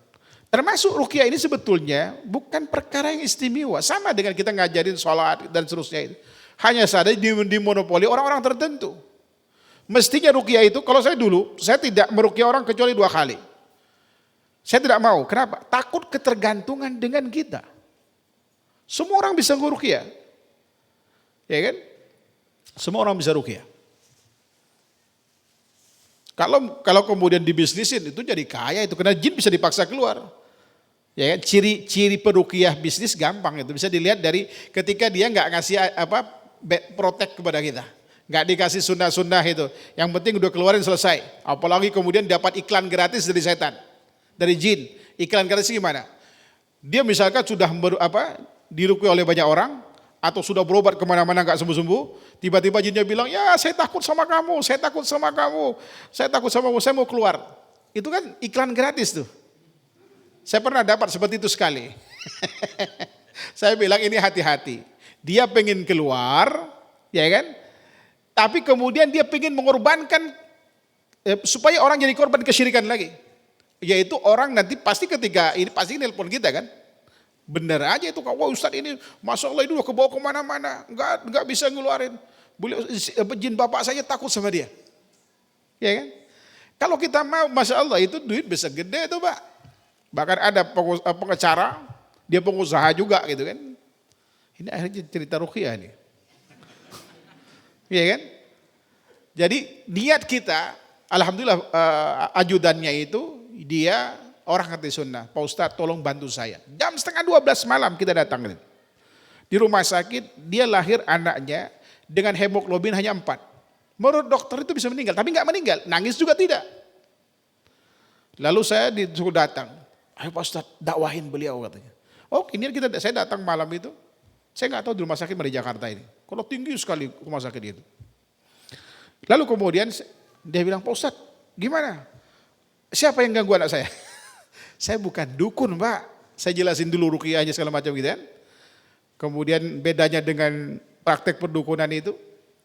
Lalu kemudian masuk ke dalam ruangan. Harus pakai apa itu? Pokoknya kudu steril lah. Anak itu sudah banyak selang-selang di tubuhnya itu. Pertama saya kasih pengertian dulu. Biar dia ngerti apa sih ruqyah itu. Gitu. Ya kan? Dan pentingnya akidah. Karena niat kita untuk dakwahin beliau. Lalu kemudian setelah diruqyah saya baca Al-Fatihah. Itu kemudian anak ini nangis kejer. Kata susternya, nangis Pak, ini udah 4 hari gak nangis katanya. Baru dia cerita, itu sehari di situ bisa antara 25 sampai 30 juta. Diperkirakan baru normal itu kurang lebih 4 bulan. Bayangkan? Setelah itu alhamdulillah. Gimana Pak Ustadz Arjin? Saya gak tahu Pak. Tapi yang jelas anak katanya gak nangis, udah nangis. Mungkin aja ada, saya gak tahu. Qadarullah, sorenya itu normal. Kaget kan? Lalu dia nelpon. Pulang, saya nggak dikasih amplop, saya nggak mau. Karena niat kita untuk mendakwahi beliau kan. Ditaruh rupanya di bawah makanan itu. Kalau udah nyampe rumah, saya nggak kembalikan Pak. Itu baru tahu ketika istri saya mau ngebuang. Karena nasi itu nggak kemakan, datang malam kan. Basi, udah basi nih. Dilihat-lihat semua, wah ini ada amplop Bang katanya.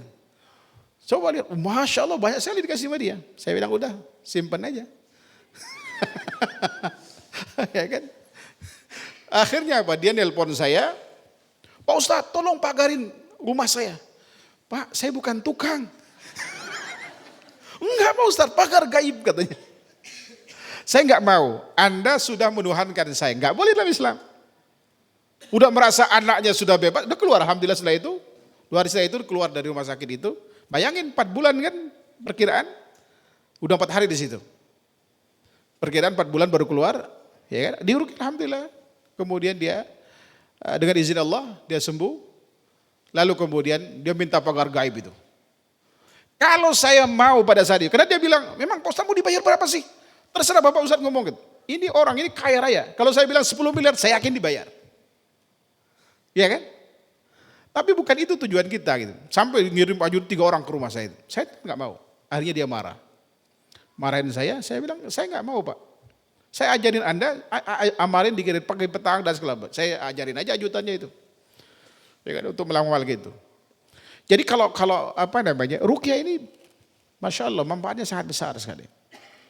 Tapi ada orang yang memang memprofesi sebagai peruqyah. Kemana-mana. Ya bukan tidak boleh kita ngambil apa namanya upeti tadi. Karena Rasulullah SAW juga kan dulu para sahabat ketika meruqyah kepala kabilah itu yang tersengat hewan berbisa lalu kemudian dibacain Al-Fatihah dan kemudian sembuh, mereka minta kambing pada saat itu, enggak masalah. Wallahu ta'ala alam. Apakah Nabi Sulaiman atau anak Nabi Daud? Siapa yang tahu? Sulaiman anak Nabi Daud. Batas nazar ketika ingin nazar. Batas nazar ketika ingin menikahi seorang akhwat. Batasnya apa? Batasan waktu atau batasan yang dilihat? Kalau batasan yang dilihat, ini alhamdulillah dulu skripsi saya ketika saya di IAIN itu sebelum saya ke Mekah. Itu tentang masalah ini. Jadi saya hafal.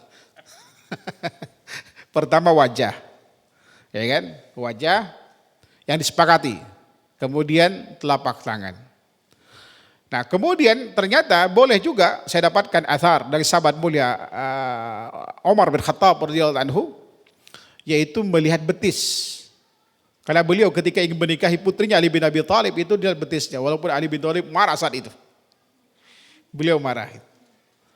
Ya kan? Ternyata saya dapatkan hikmah di balik ini dari Profesor Dr. Ghazi Husaifan. Ini khusus buat bapak-bapak yang mau nikah lagi atau adik-adik yang belum menikah. Apa yang dilihat dari betis? Sebetulnya bukan betis yang dilihat. Yang dilihat itu adalah ini nih.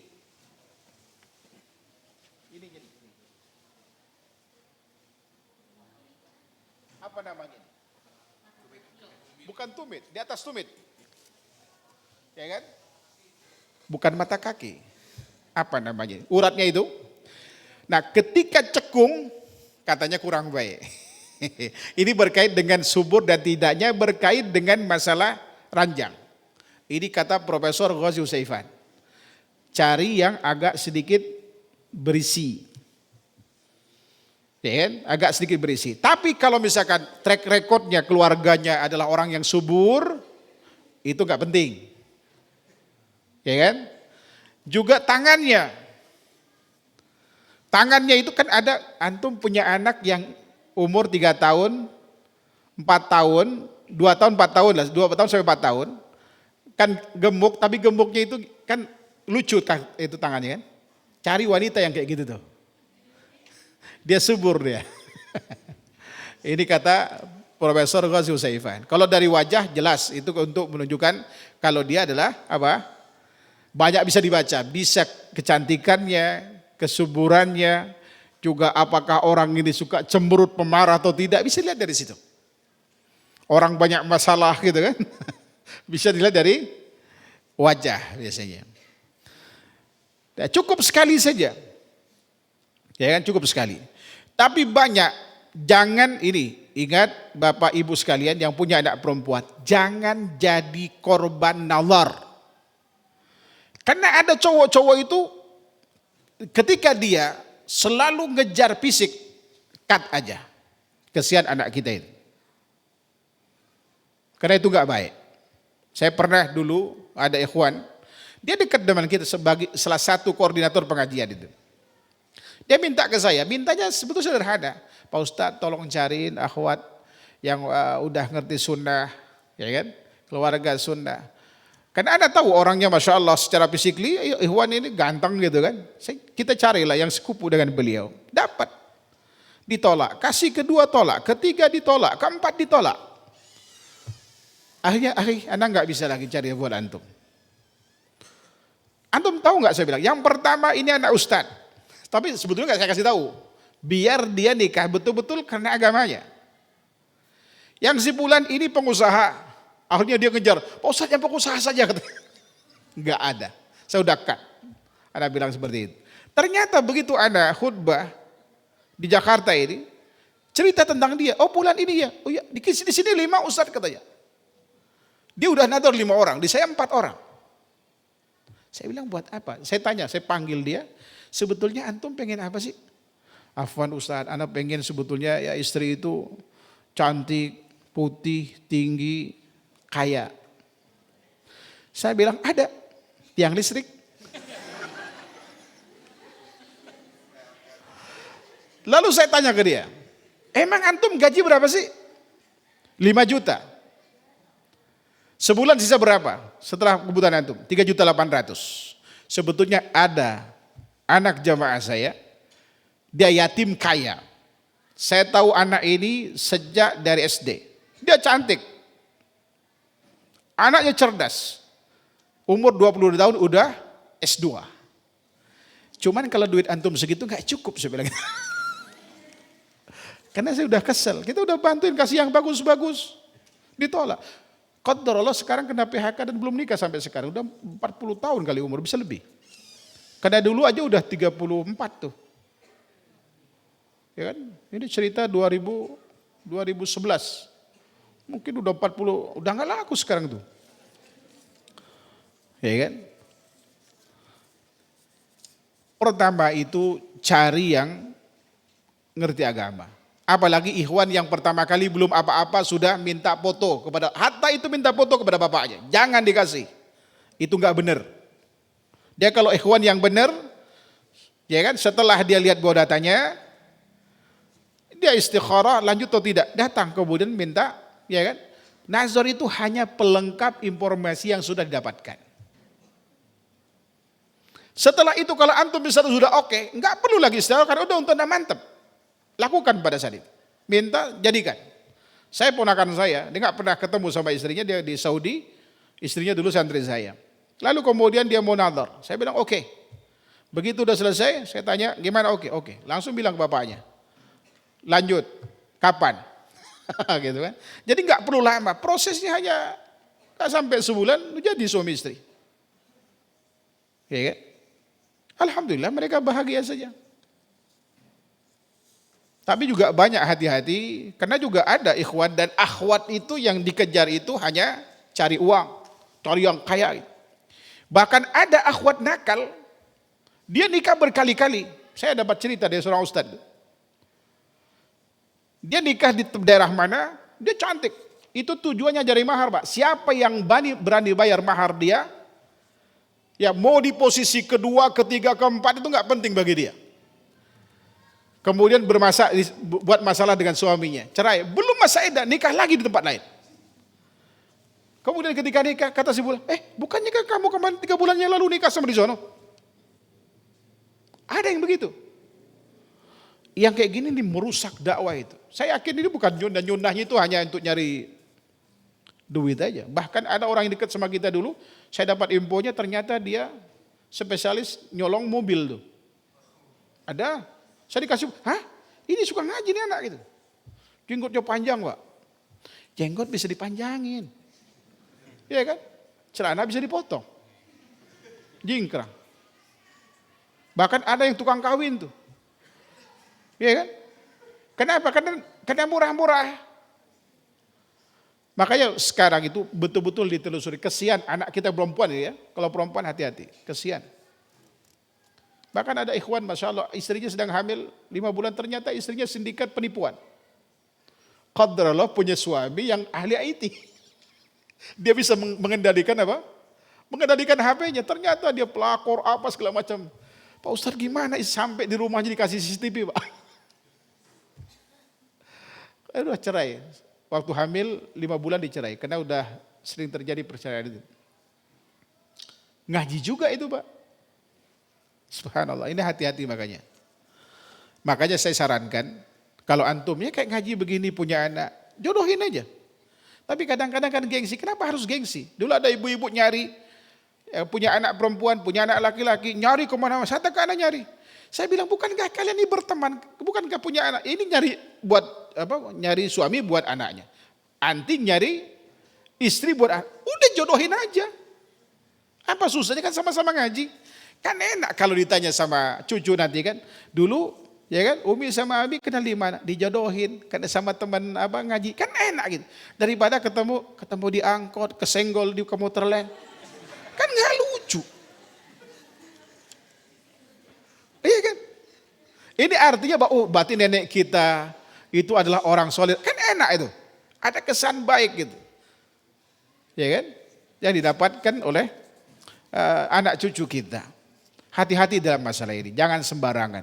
Karena sekarang ini banyak orang memanfaatkan sunnah untuk kepentingan, ya kan, duniawi. Bahkan dulu ada orang yang masih celananya dilipat-lipat, itu modus. Pak Ustadz, mohon maaf, Anda mau nikah nggak cukup buat mahar buat ini, cari aja lagi, Anda bilang gitu.